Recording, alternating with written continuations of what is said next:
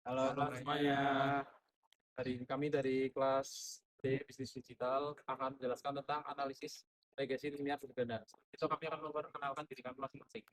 Saya Ilmi Amar Fatian dengan NIM 148. Saya Frederico Vincent, NIM 153. Saya Hanifah Rahman dengan NIM 132.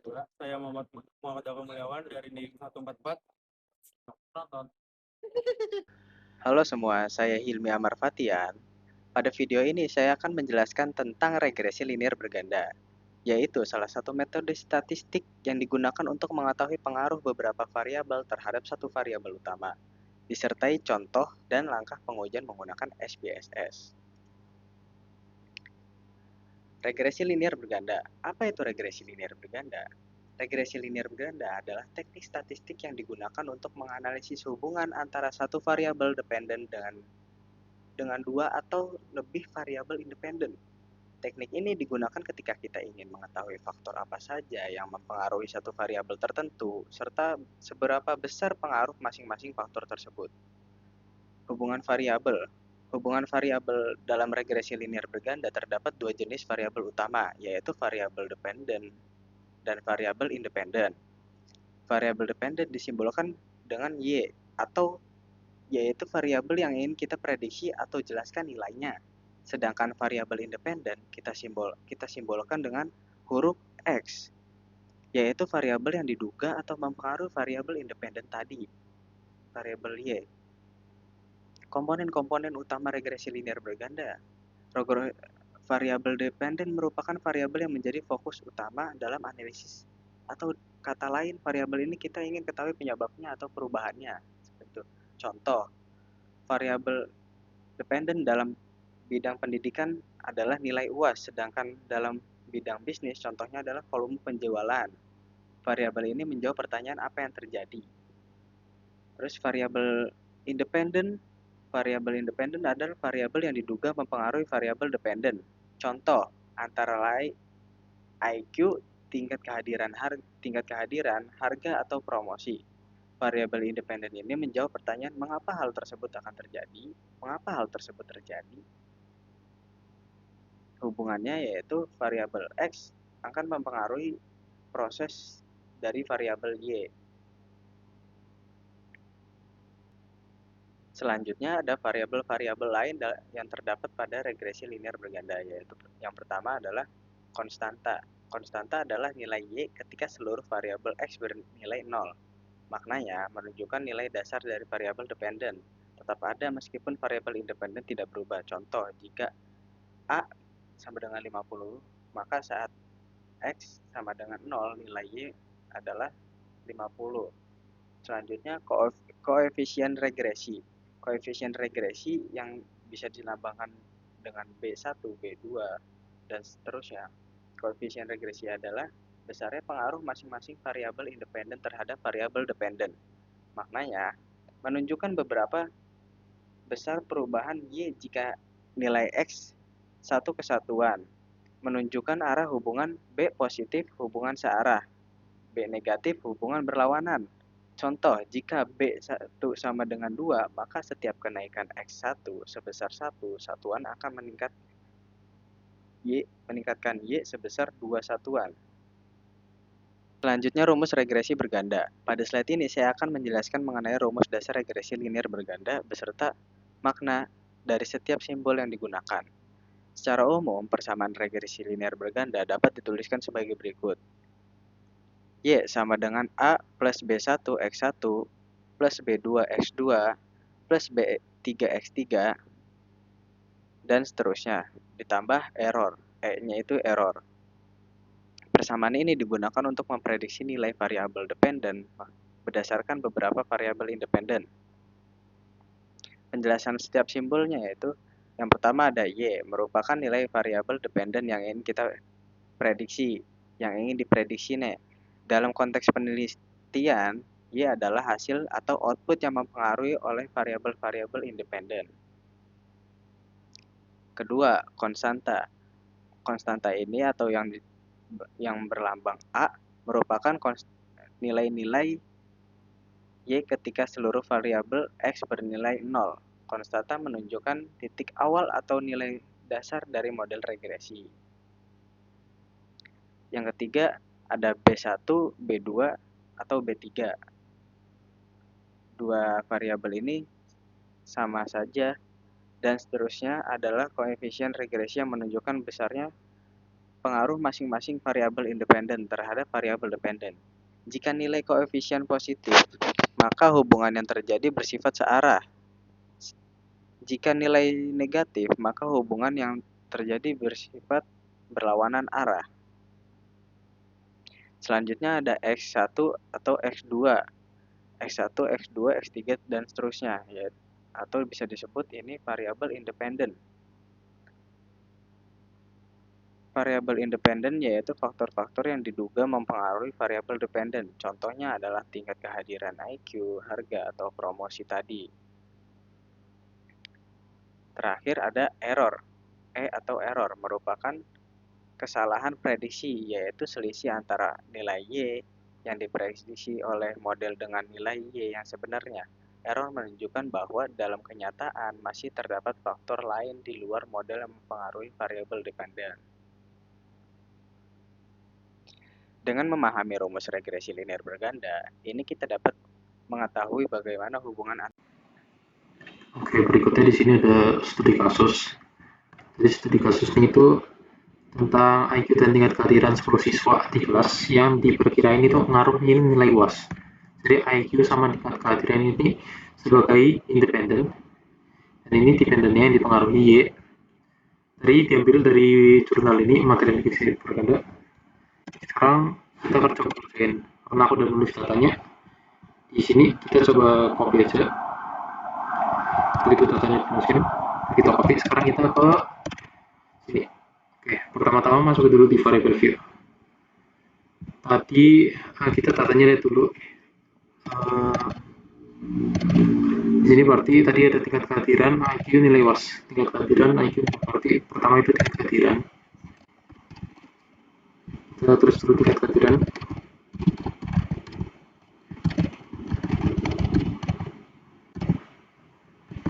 Tingkat kehadiran, IQ, terakhir nilai UAS. Oke. Terus kita desimal, tipe datanya biarin aja numerik. Desimalnya kita nolin. Begitu udah 0, kita isi label bisa X1, X2, tapi kita tulis aja kehadiran. Terus ini IQ aja. Dan yang terakhir ini tulis nilai UAS. Udah. Terus misalnya kita bikin scale semua buat dihitung di ini. Terus data view tadi udah di copy sama kita copy pastein.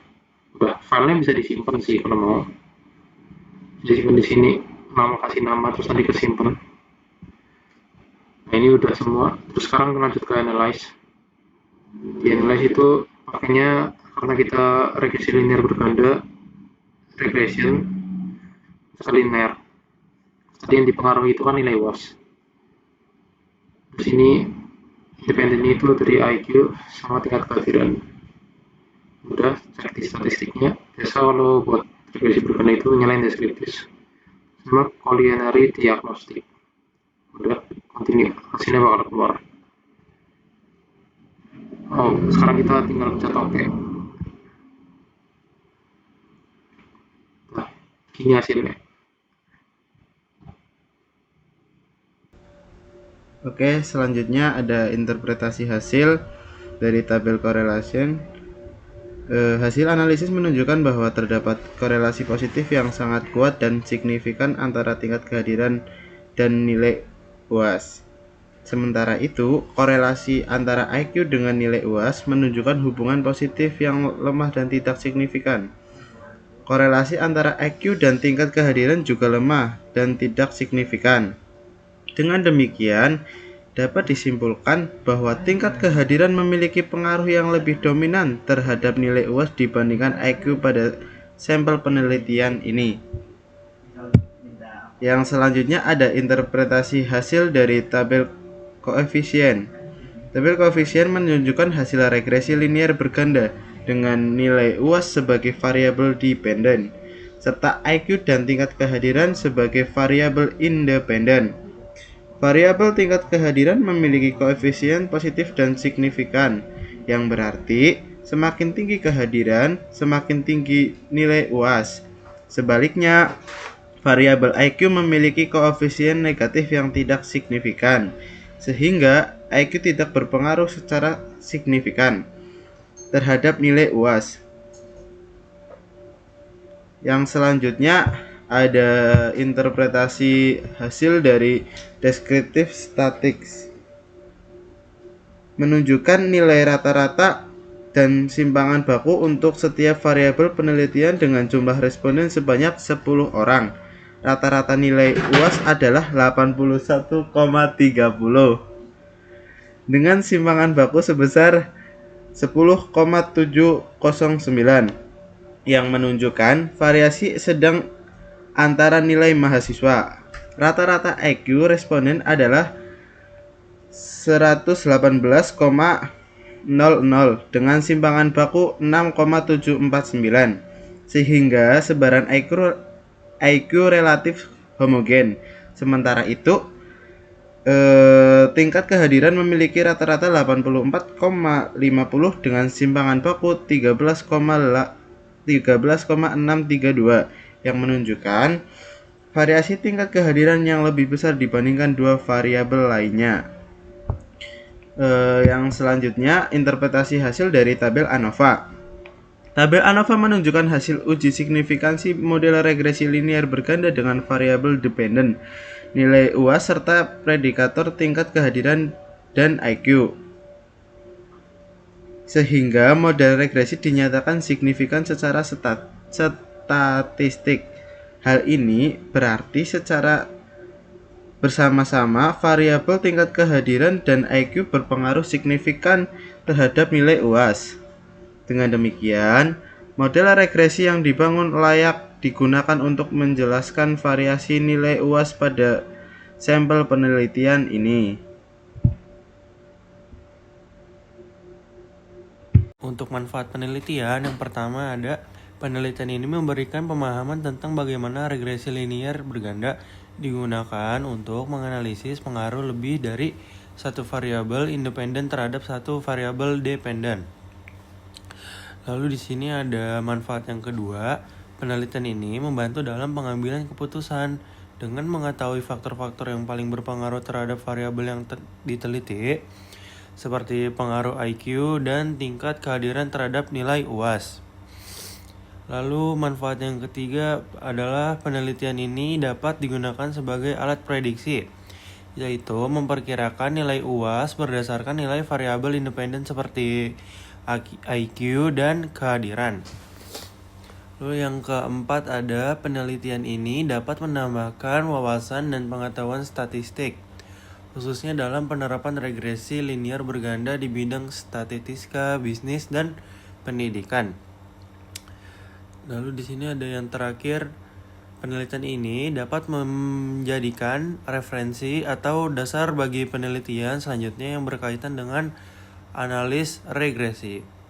Setelah kita melakukan seluruh analisis regresi linear berganda, sekarang saatnya kita tarik kesimpulan yang bermakna dari semua angka tabel yang sudah kita lihat.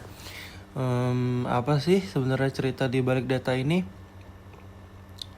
Pertama, model kita valid secara statistik. Dari UGF kita dapatkan P value kurang dari 0,001. Ini artinya gabungan antara IQ dan kehadiran benar-benar punya hubungan dengan nilai UAS. Bukan kebetulan, bukan random, model kita bisa dipakai. Lalu poin kedua yaitu kehadiran adalah kunci. Nah, ini yang menarik, ketika kita lihat per variabel ternyata hanya kehadiran yang signifikan. Setiap kenaikan 1% kehadiran, nilai UAS naik 0,737 poin. Bayangin, siswa yang kehadirannya 90% versus 70%, selisih 20%, ini berarti selisih nilai sekitar 14,7 poin. Rajin itu penting banget. Lalu di sini ada poin ketiga yaitu IQ yang tidak signifikan. Yang mengejutkan, IQ tidak signifikan dalam model kita, padahal rata-rata IQ siswa yang tinggi 118, tapi ternyata dalam konteks penelitian ini IQ tidak menentukan nilai UAS, mungkin karena semua siswa sudah pintar atau mungkin faktor lain lebih penting mungkin. Di sini ada poin yang keempat, model kuat untuk prediksi. Kekuatan model kita sangat baik. R square 87,2%, artinya 87,2% ini variasi nilai UAS bisa kita jelaskan dengan IQ dan kehadiran. Sisanya 12,8%. Mungkin dari faktor seperti motivasi, cara belajar, dan dukungan keluarga. Lalu di sini ada poin 5, tidak ada masalah teknis. Dan yang melegakan, tidak ada masalah multikolinearitas. Jauh di bawah 10, artinya IQ dan kehadiran tidak tumbang tindih dalam menjelaskan nilai UAS. Dan interpretasi kita aman. Implikasi praktis, jadi apa implikasi buat guru dan sekolah? Fokus pada kehadiran. Program seperti reward kehadiran, monitoring ketat, atau sistem monitoring mungkin lebih efektif daripada sekedar mengandalkan tes IQ. Ingat, kedisiplinan bisa penting daripada kecerdasan. Akan tetapi, penelitian ini punya batasan. Sampel hanya 10 siswa, IQ siswa homogen tinggi untuk penelitian lanjut. Coba tambah variabel seperti motivasi belajar dan perbanyak sampel minimal 30 siswa.